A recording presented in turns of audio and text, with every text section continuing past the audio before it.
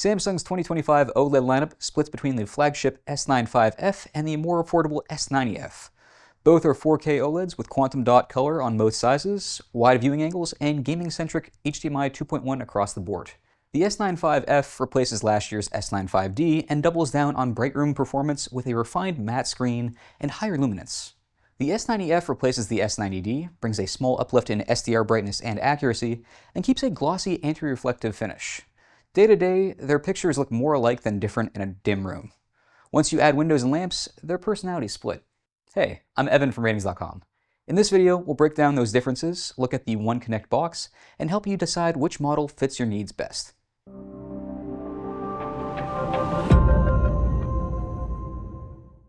When it comes to brightness, the S95F clearly leads. Small specular highlights have more punch than on the S90F, capable of hitting more than 2100 nits on the S95F.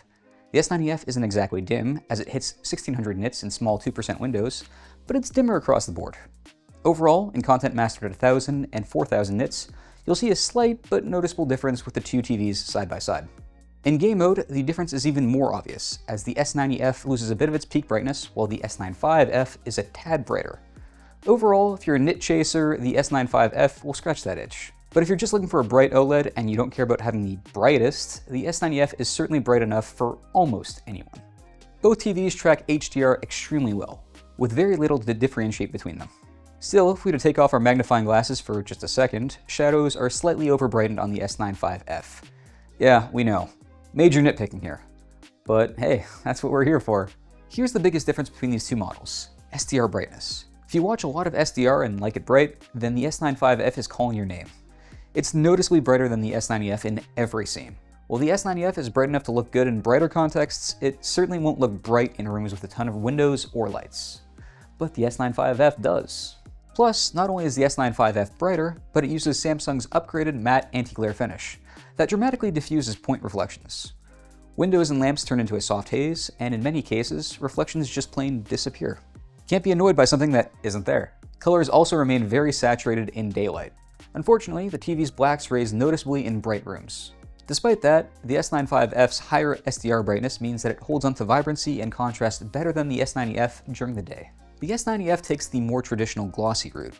Its anti-reflective coating is very good and cuts down on a lot of the glare that you'll see, but you'll still encounter some defined reflections from a window, lamp, or a white wall. Its blacks also raise in bright conditions, just like the S95F, so it can't even gain some ground there. If you can't control light or watch mostly at night, this isn't a problem. But if your room is bright by design, the S95F simply handles it with a lot less compromise. Both TVs deliver the saturated, wide gamut look people expect from Samsung OLEDs. The quantum dot approach on the QD OLED sizes produces excellent purity in greens and reds, which helps colorful games and animation pop without looking full-on neon. Still, there are some panel differences that are worth knowing. Every S95F size uses QD OLED except for the 83-inch version, which switches to a WOLED panel sourced externally and loses a bit of peak color luminance. S90F mixes panel types by size and region. In North America, the 42, 48, and 83-inch S90F are WOLED, while the mid-sizes are QD OLED. If you want the most vivid color luminance, consider the QD OLED sizes on either series. Both TVs use Samsung's NQ4 AI Gen 3 processor, and both handle upscaling from cable boxes and streaming well. Gradients are clean with minimal banding. One quirk on both TVs is a bit of baked-in edge enhancement that you can't fully disable, which is visible on test patterns and occasionally on high-contrast UI elements. A weakness for both models is unimpressive low-quality content smoothing. It leaves a fair amount of macro blocking in the feed, though it still does a better job with it than some other TVs. For consoles, both TVs deliver ultra-low input lag, VRR support across HDMI, Forum VRR, and FreeSync, and stable 4K at 120Hz for console gamers. For PC gamers, the S95F stretches to 4K at 165Hz on all HDMI inputs, which is unique this year in Samsung's OLED lineup. The S90F tops out at 4K at 144Hz, which will still satisfy most rigs, except those rocking a high-end GPU. Response times are near instant on both, so motion clarity is excellent. As for inputs, both TVs give you 4 HDMI 2.1 ports with eARC. The S90F's ports are on the back of the TV itself and support full 48 GB per second bandwidth, which is great if you have multiple high bandwidth sources and want maximum headroom. The S95F routes all connectivity through its external slim One Connect box and uses a single thin cable to the panel. All 4 S95F HDMI ports support HDMI 2.1 at 40 GB per second and still handle 4K at 165 Hz for PC. Yeah, it has lower bandwidth than on the S90F, but it shouldn't be causing any issues. For audio pass-through, they behave similarly, including Dolby Atmos over Dolby Digital Plus, True HD via eARC, and no DTS pass-through. ATSC 3.0 tuners remain absent on both, so you won't be streaming any 4K content over the air. Let's dive a little more into the One Connect box. The slim One Connect box is an S95F exclusive. The Samsung The Frame Pro also has one, but it's a very different wireless model. Every source, from consoles to streaming boxes, plug into a separate hub that can sit on a shelf, mount to the stand, or be attached behind the TV. A single cable carries power and AV to the panel, which makes flush wall installs cleaner, reduces visible cabling, and makes swapping devices painless without reaching behind a 77-inch screen. The trade-off is that the HDMI bandwidth on the S95F is 40 GB per second rather than the 48 GB per second seen on the S90F, but again, that shouldn't cause any issues. If cable management and wall mounting are priorities, S95's approach is a genuine quality of life win. If you prefer everything self-contained on the TV, the S90F's traditional layout is more conventional. Pricing fluctuates throughout the year, but the S95F is generally more expensive. The S95F costs more because it's brighter, comes with a glare-free finish, supports 4K at 165 Hz, and includes the slim One Connect box. The S90F lands lower, yet still checks all the performance boxes in a dim or controlled room. In bright apartments and open-plan living spaces with large windows, the S95F can earn its premium. In basements and nighttime movie rooms, the S90F often makes more sense for most people. If you need the absolute brightest daytime TV for sports, high-end mini LEDs from Hisense and TCL will still beat either Samsung OLED on raw SDR brightness. However, they can't match OLED's per-pixel blacks or viewing angles. If you want Dolby Vision and a more purist processing take, LG's G5 and C5 are worthy alternatives.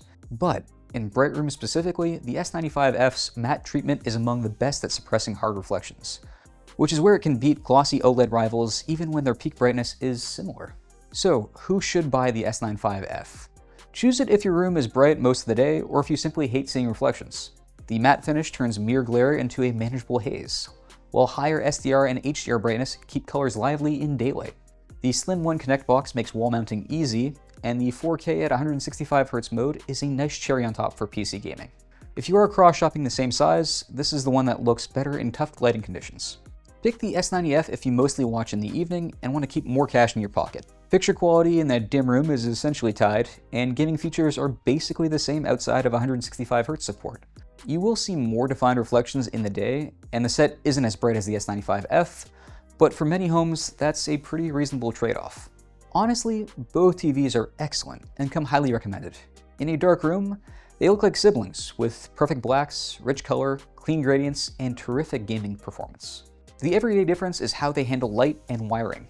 The S95F is the bright room specialist with a matte screen that manages glare like no other, and a slim One Connect box that keeps installs tidy. The S90F is the value play with a glossy screen that looks fantastic at night and a complete HDMI 2.1 loadout. If you want one sentence to take to the store, buy the S95F for daytime living spaces and wall-mounted cleanliness, buy the S90F for nighttime movie rooms and budgets that would rather fund a bigger screen. Well, that wraps up our comparison of the Samsung S95F and the Samsung S90F. Are you going for the brighter, glare-taming S95F with the slim One Connect box, or does the value-focused S90F hit your sweet spot? Let us know in the comments. Until next time, I'm Evan from Ratings.com, helping you find the best products for your needs. But it uses Samsung's, I said Samsung. I was trying not to manifest Samsung, but like it happens, man, it happens. If you